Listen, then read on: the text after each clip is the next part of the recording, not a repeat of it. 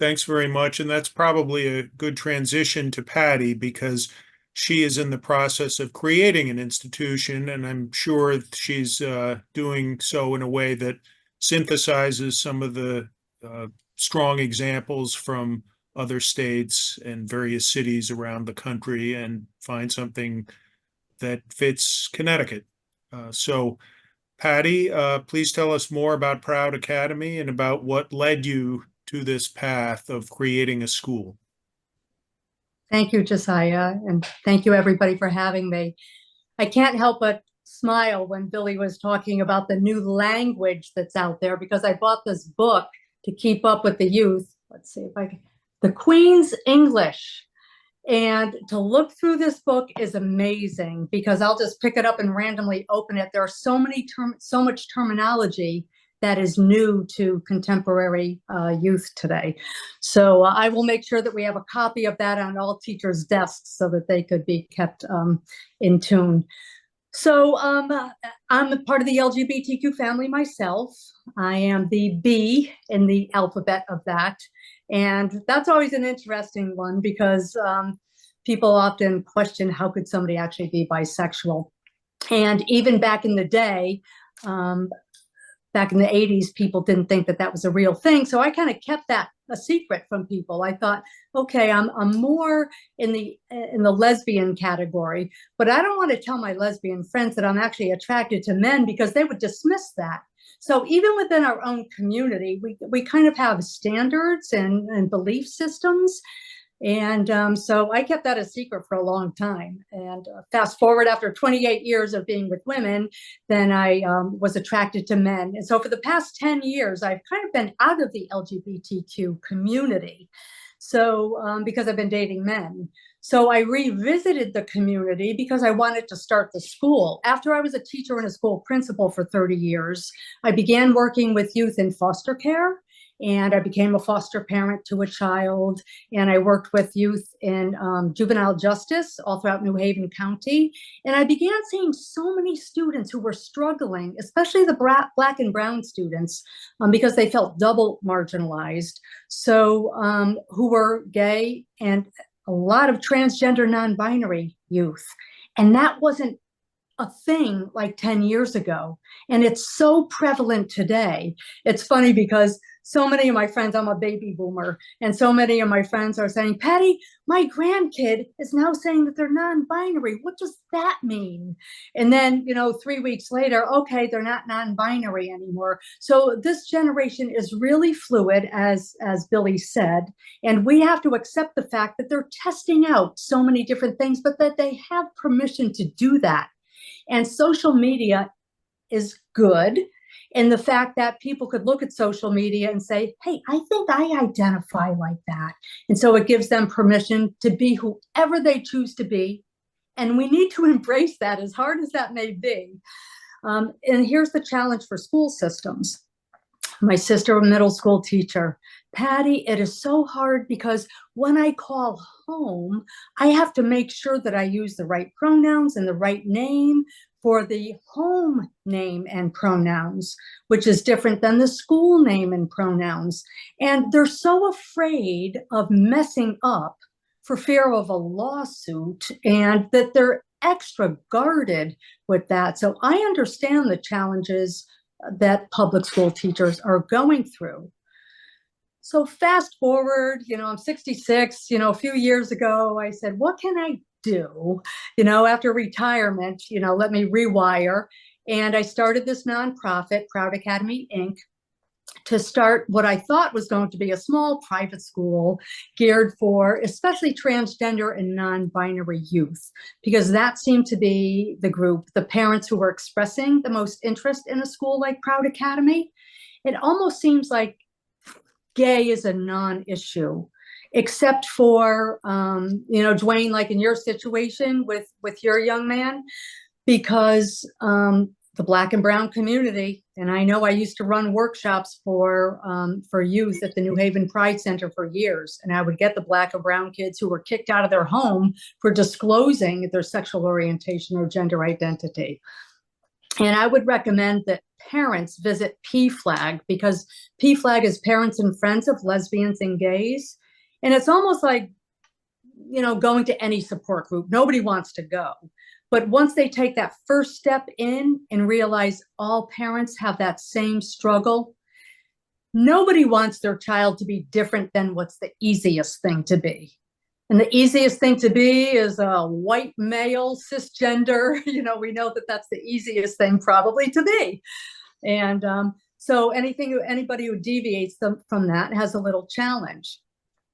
And also in history, back when I came out in 1997, and I was the first teacher to come out publicly in the town where I taught, which is Ansonia. So after 15 years of struggling with, oh my gosh, I'm in relationship with a woman for 9 years. We own a house together. I'm coaching volleyball, and my partner comes to the games, and I see the girls giggling and whispering, and it creates such an uncomfortable feeling when you're in the closet, but the students suspect that you're gay. They have the power over you. I had students who shouted, "We have a dyke for a teacher," in the hallways. And I'm like, oh gosh, I know that's meant for me, and they scratched Les in my car, took up the whole panel of my car, Les. So for 15 years, I went through this harassment myself. And I thought, I don't think I could be a teacher. And gosh, I love teaching. I ran the school plays, and every time I got up on stage, I thought, is somebody going to shout something? 1997, Ellen DeGeneres is coming out in a big way, making her moment on TV. And I thought, I'm going downtown to New Haven to one of the gay bars, and I'm going to, belly up with other people watching this event on TV, and let's see what happens. Somebody from the New Haven Register walks in and announces her presence and says, I'm going to photograph tonight's event, and if you don't want your picture taken, let me know now, and I won't put your picture in the paper. And I thought, interesting. As I watched people go up to her in fear, doctors, lawyers, educated people living in fear of being found out to be gay. I didn't go up to her and say, don't take my picture, but I didn't, I let the event unfold as it may. Well, she was in front of me the whole time, click, click, click with the camera. And I knew that that was a defining moment in my journey, because the next day I wake up and there I am, dead center of the New Haven Register, Gays Hail Ellen coming out. Huge, huge moment in my life, in my journey, top 10 experiences, because now I'm going to school that morning, gay, and students are going to see that for the first time. Teachers are going to see that for the first time. When I got there, I'm on the phone with my family in the morning, and they're saying, you don't have to be gay. You could just say that you were with your friends. And I said, no, I'm tired of this. I'm raising the flag. My father was former superintendent in Ansonia, so he's trying to protect me from the worst. And he's saying, expect the worst. And it was the best day of my life, because the students were amazing. Representation matters. I've known them for 15 years. I know they like me and respect me, except for the few who shout, we have a dyke for a teacher. Come to find out that kid's mother is lesbian. So it's usually the ones who are the most vocal, and the biggest bullies are the ones who have something that they're dealing with either at home, or they themselves are questioning their own sexual orientation or gender identity. And we often in the LGBTQ community, as baby boomers, we know that some of us may have even done that. I'm guilty of, putting down gay people in front of my friends, not to their face, because I didn't want anybody to suspect I was gay. And so I thought if I put gay people down and make fun of them, generally speaking, not to their face, that they wouldn't suspect that I was. Fast forward all these years, I want to create this space for students that is safe and affirming, where they feel valued and respected, where they could bring their authentic self to school, wear the clothes that they feel comfortable wearing, knowing the teachers that we hire get it. Even if they are students who identify as non-LGBTQ, they may have two moms who are lesbians, and they know by coming to Proud Academy, we will just get it. that it's okay when the teacher says, draw a picture of your family. The kid doesn't have to sit there with angst. Oh my gosh, I have two moms. How do I draw that? I want to feel I value and respect my family. So it eliminates a lot of their own, uneasiness.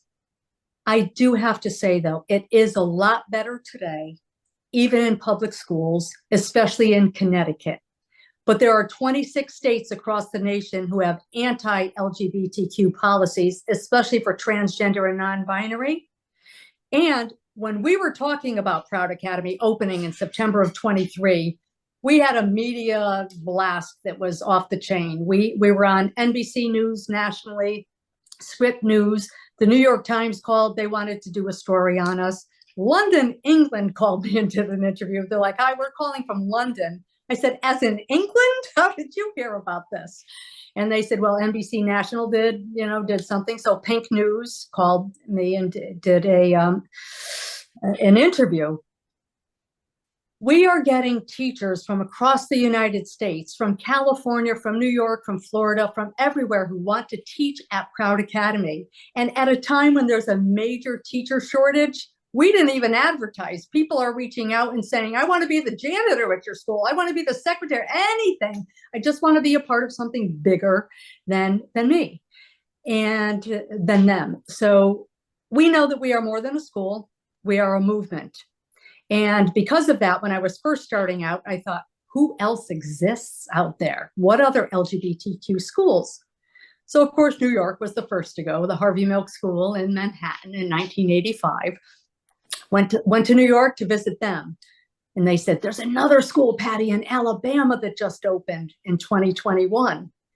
And I thought, if Alabama could do it, because they're not one of those states that's safe like Connecticut, then we can certainly do it. So I started the National LGBTQ Schools Alliance. So we meet quarterly in all the schools around the nation, which there are only 5 presently, and 4 more starting up to open in 2025. And one just joined us from California. And you would think California would be a safe and affirming state, but she's even getting some flack because it depends where you are. And you're right, Billy, the bigger cities, Los Angeles and all that, will always be, safe and affirming. But when I think of what this school will do, not only for the student who gets to come to school and feel valued and respected and get a top-notch education because now they're ready to learn because they have to take away all the, am I going to get bullied today? The parents won't be getting phone calls, please pick me up from school, I got beat up in the bathroom. I mean, the stories I hear are horrific. And the stories I even hear from teachers are horrific too. So that's why teachers want to teach there, students want to go there. And when a parent opens the door to let their child out to get on the school bus, the relief that they might feel knowing that their child will be in a safe and affirming learning community is just priceless to me. Now, it will be a school of choice, obviously. Some students, when I've gone to Pride events and I interview students, they say, no, I think I'll stay at Guilford High School. It's a great school and they value and respect me for who I am. More of that. It would be great if a Proud Academy wasn't needed because that's panacea, that's nirvana, that's the cure for everything. But until then, and it's still nice to offer a choice for students. So that's what Proud Academy will be. And we hope to open in September of 25.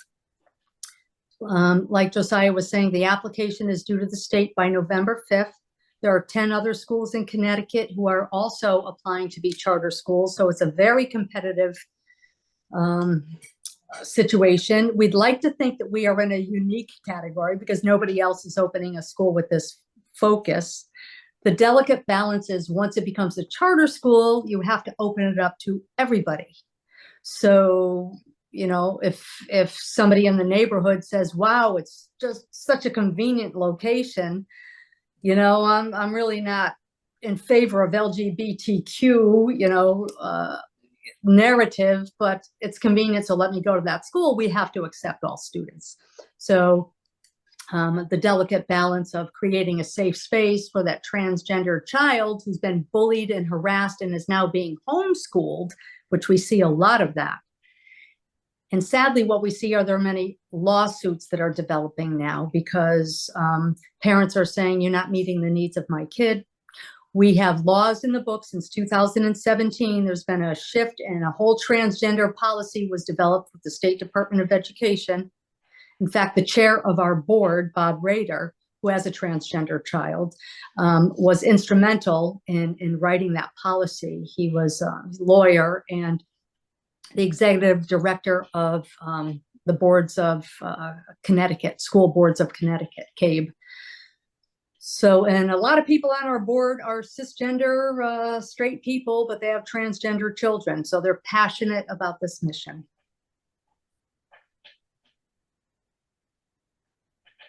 I know you said stop at 20 of, so I just looked at my clock and it's 6:42. So I've got to hit the pause button because you start me and I'm like on coffee. I can't stop. So somebody has to give me the hook.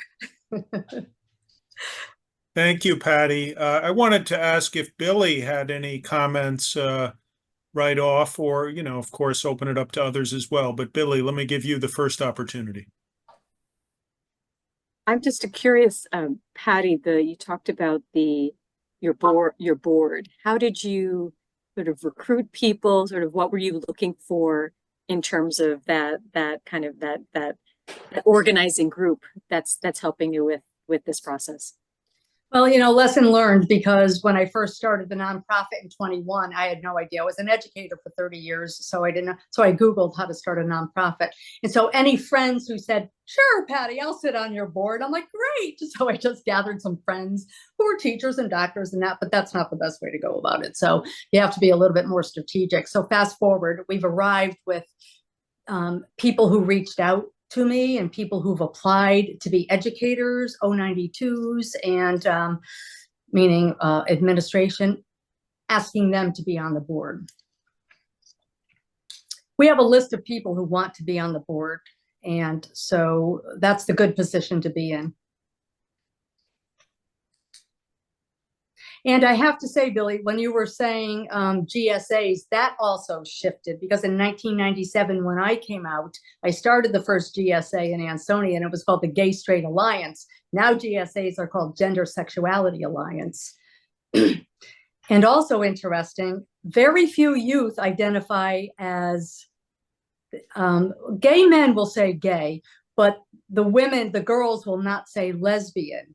And I said, why don't you say lesbian? And they say, because we picture the women's golf tournament, with the khaki shorts and the visors and the Birkenstocks, and that's just not us. And I had to laugh, and I said, that's so true, though, when you think of, the typical lesbian from my generation. Today, there are lipstick lesbians. I mean, there's a whole spectrum of what people bring to the table. But a lot of youth check off pansexual.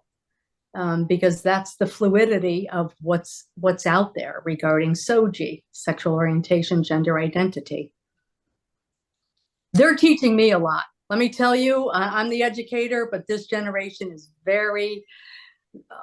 I'm impressed by them. They don't have to be 40 years old when I came out. At 40 years old, that's a waste of time. 15 years wasted time. That they get to come out. We have second and third graders who identify as non-binary.